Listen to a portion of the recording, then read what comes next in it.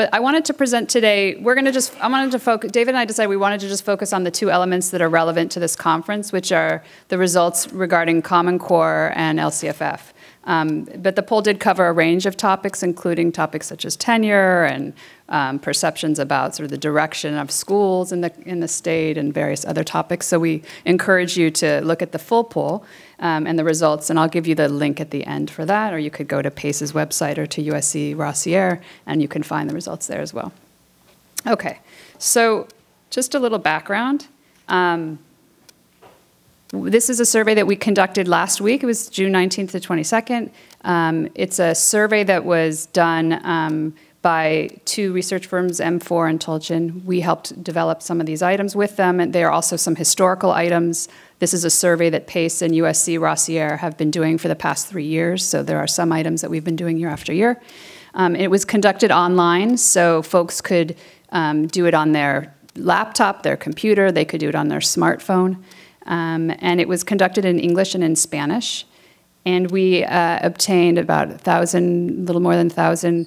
These were registered California voters. And then you can see that there's a sizable portion, 318 are parents. So registered voters who have school-aged children. And so I will be referring to both of those groups as sort of all and then parents. And there was some weighting that was done to control for factors such as gender and age and party affiliation and things like that. So we feel like this is a fairly represented. So, as I was saying, we feel that this is a fairly representative sample of registered voters in California. Margin of error is about 3.5 percentage points. So our first finding, I'm going to start on a positive note. We're seeing, we asked them, we said on the poll, California has recently adopted the Common Core state standards for California schools. How much do you know? And you can see if you add up the two red bars, we're seeing about 47% said that they know a good deal or a little bit about these standards, which is an 18-point increase from the poll that we did in August of 2013, where only about 29% said that they knew something about Common Core. And we see it being slightly higher for parents in terms of their awareness. And of course, though, still half, or more or less half, are saying that they don't actually know much or anything about the Common Core. So, and that's consistent with some of the recent polls that have come out as well in terms of general awareness of the standards. Then we asked about, we gave sort of two statements about the Common Core that you can read up here. Presenting sort of the case for implementing the standards and against. And as you can see in this recent poll, we saw that 32% of the voters surveyed said that they felt California was right to implement the standards, and 41% said that they thought that California should not be implementing the standards. And that's a significant shift from our polling last year. As you can see, last year, 36% thought we should be right. And the question last year was asked whether California should adopt the standards, right? But we saw 36 in favor and 25%. So that's a huge shift that we're seeing in public opinion about the standards. And it's consistent. There was a poll that came out yesterday. There was a national poll.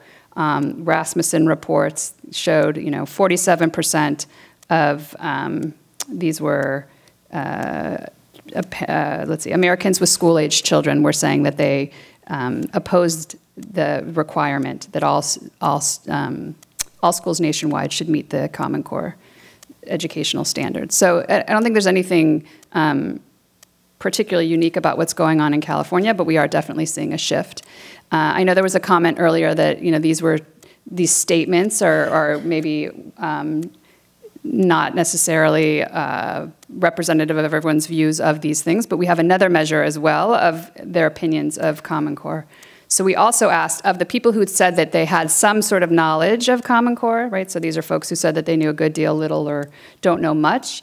We asked them just their impressions. So do you have a positive or negative impression? And so you can see here that 38% on the left had a positive impression, 44% on the right had a negative impression. And we see a similar breakdown. These are for all voters. We see a similar breakdown for parents. We didn't ask this actual question on the last poll, so I don't have comparative data there. But we do see that these attitudes actually vary on a couple of factors. One had to do with their party affiliation. Again, these are folks who had some knowledge of the Common Core, and we can see that about half of the Republicans, 45% of those who identify as independent, had a negative or somewhat or very negative impression of Common Core compared to 34% of the Democrats. And then if you look on the positive side, it's a consistent pattern there as well. So certainly some differences by party. And then we also see some differences in attitude based on age. So if you look at the red bars on your right, in particular among voters who are 65 and older, you can see 51% of them had a negative impression of the Common Core state standards, compared to, let's say, the 18 to 29-year-olds, who 40% of them.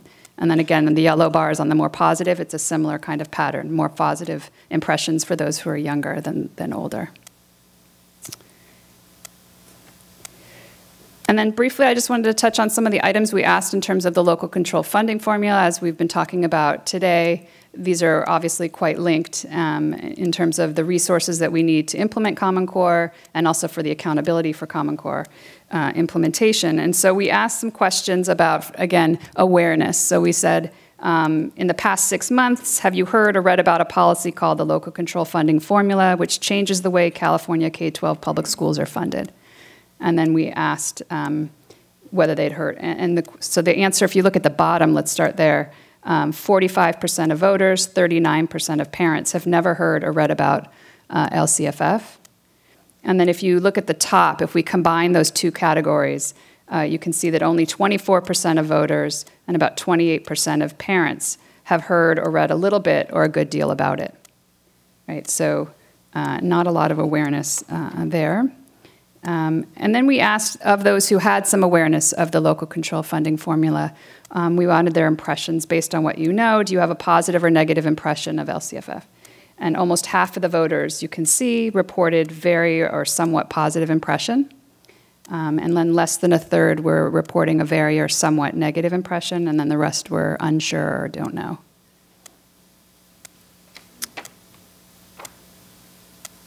And then we did a similar kind of question where we presented two different positions and we asked them to agree with one of them. We said, here are a pair of statements about LCFF, which set standards of how school districts spend education dollars and prioritize funding for school districts with more high-need students, such as English language learners and low-income students. Please indicate which statement you agree with most.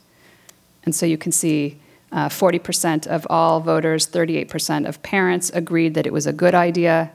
31% of all voters and 36% of parents agreed that it was a bad idea.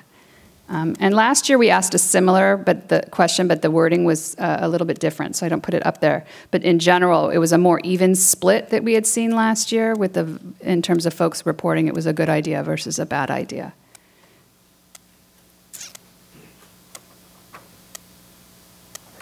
And then we asked again, we explained that LCFF policy, so this was we were interested in the sort of engagement question here and the requirement that school districts work with parents to determine the allocation of district education resources and accountability standards. And then we asked, do you approve or disapprove of this approach?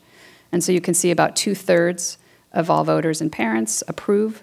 And we didn't really see any differences here in terms of party affiliation or by age as well, which I think is interesting.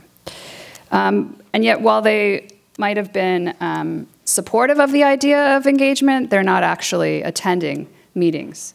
So we had the question said, have you been invited to, made aware of, or participated in a planning meeting or event related to how schools should spend local control funding formula money? And so you can see here, 8% of all voters, 12% of parents had actually attended a meeting, and the rest did not attend.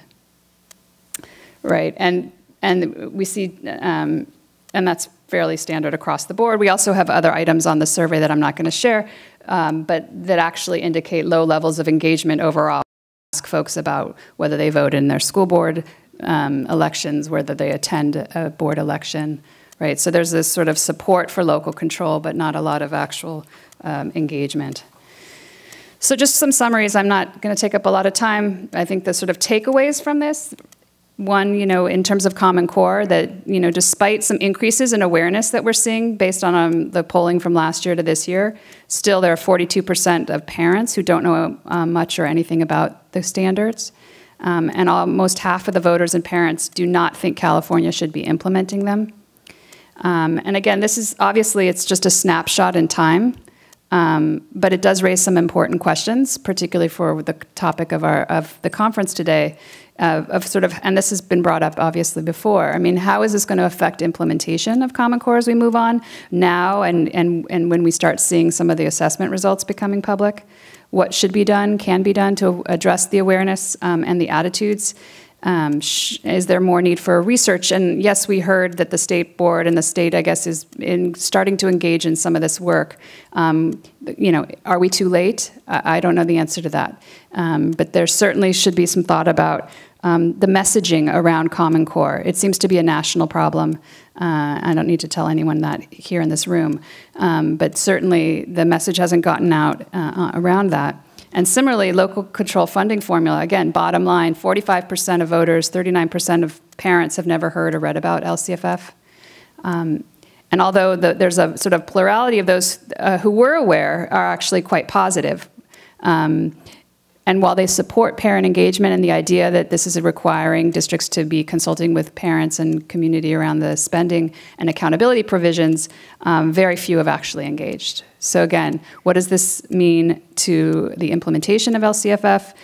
What should be done to address both the awareness and the attitudes, but also the engagement here? And so, we as a state have been saying that, and lawmakers have been saying that these are two very important reforms to lead to educational improvement. But do we need to be doing a better job here of making the case for these two policies? Because it's not actually getting out to the voters at this point based on our polling.